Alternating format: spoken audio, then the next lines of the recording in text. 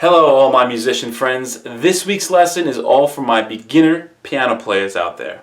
I'm going to show you a quick and simple exercise that helps build up independence, speed, and finger dexterity. If you are just beginning to play the piano, a lot of the books and online tutorials out there show you and start you off by playing one finger at a time or matching fingering.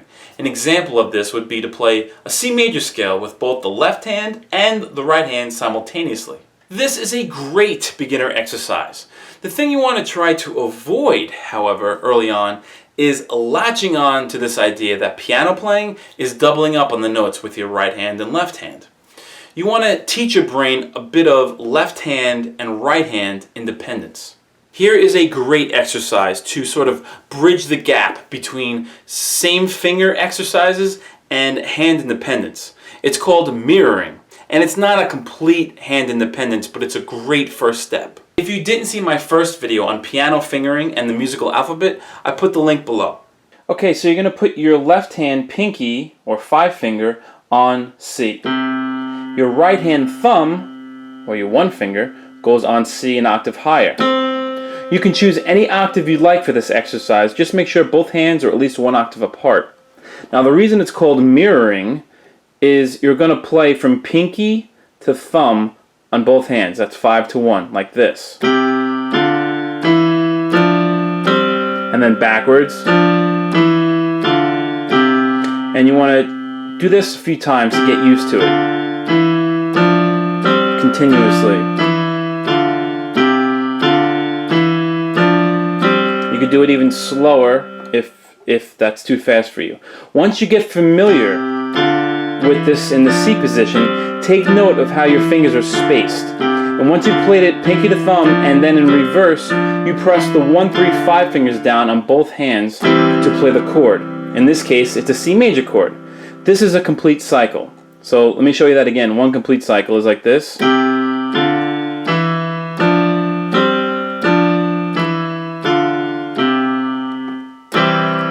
That's one cycle after you play the C major chord. And after you complete the first cycle, you want to move both hands up one whole step and repeat. So now you're actually in the D minor position.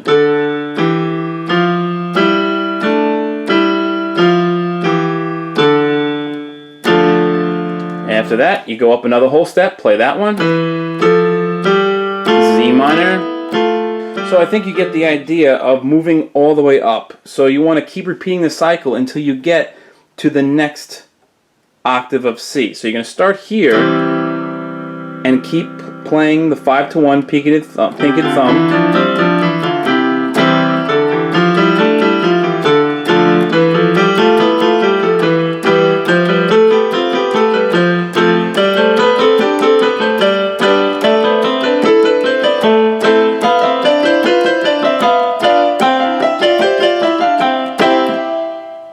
Once you get completed all the cycles and you get to the top of the next octave, you can work in reverse.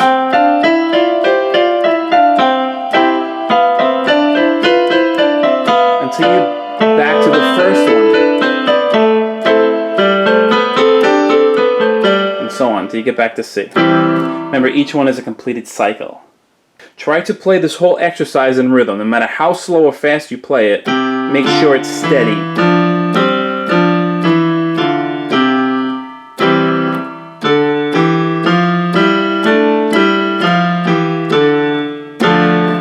As an extra added bonus or challenge for you, try to keep track of your progress and use a metronome.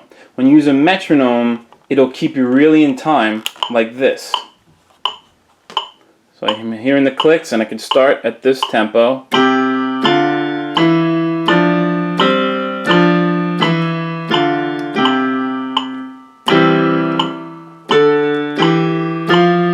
Get the idea, and so on. Then if I say, okay, I did it from C to C, the whole octave at this tempo, you can then gradually speed up and see if you can do it faster, like this.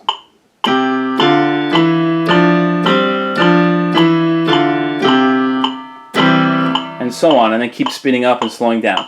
If you don't have a metronome, you can download a free app, so there's really no excuse. Make sure you're practicing with a metronome.